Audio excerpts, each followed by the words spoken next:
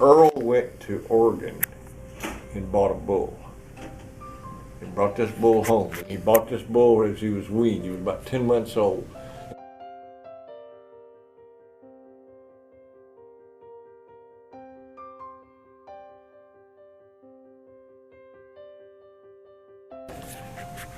Earl went to Oregon and bought a bull. He brought this bull home. He bought this bull as he was weaned. He was about 10 months old. And the guy from Oregon delivered him here. The guy from Oregon had been breeding Charlais cattle to take the horns off. They had horns, the original ones had horns. And he had been breeding to get them polled or no horns.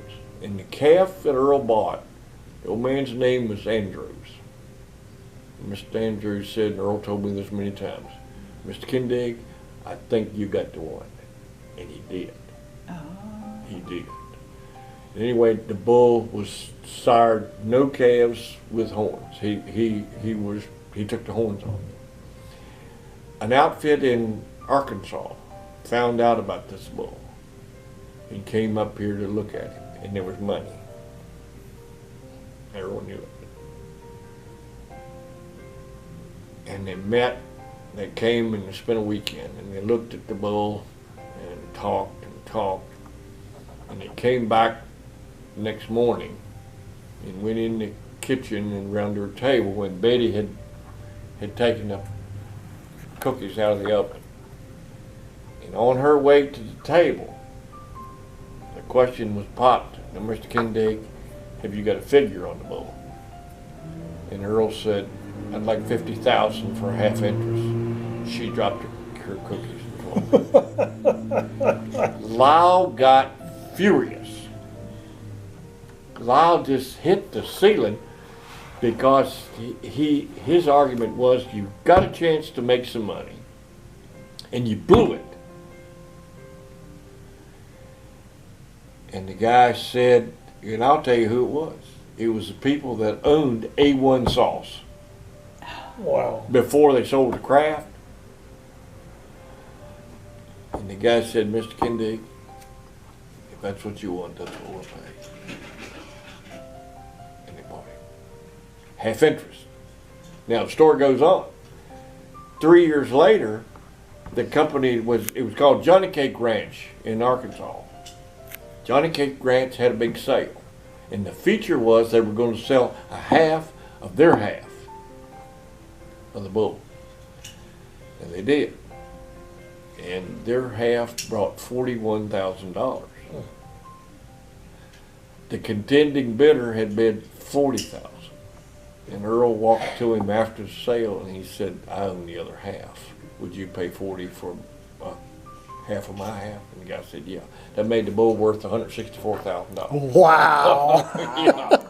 And then the guy, I go a little further. I've got semen on that bull in my semen tank at home.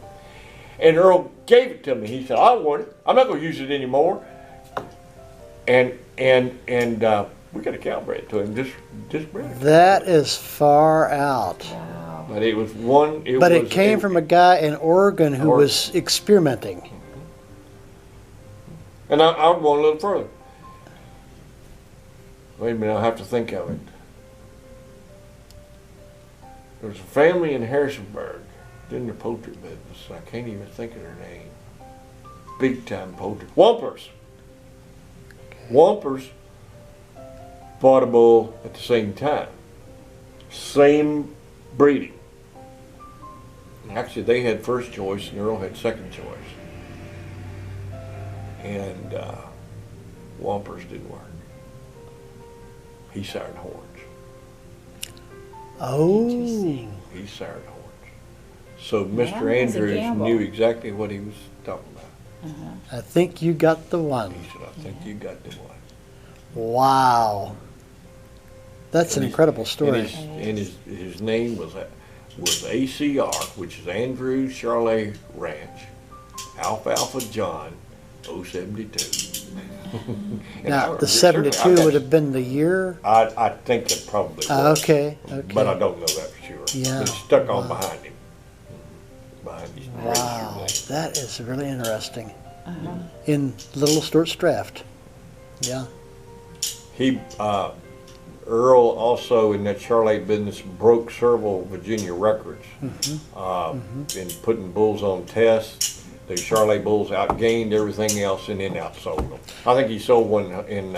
This would be very interesting to note in today's, with today's prices. I had some literature on it. With today's money, how much would that thing be worth now? Yeah. He sold a couple of bulls for $20,000 at auction. At auction. So, you know, it wasn't one of these put-up deals. It was auction. It was 2 or 3 or 4 bidders bidding on them, and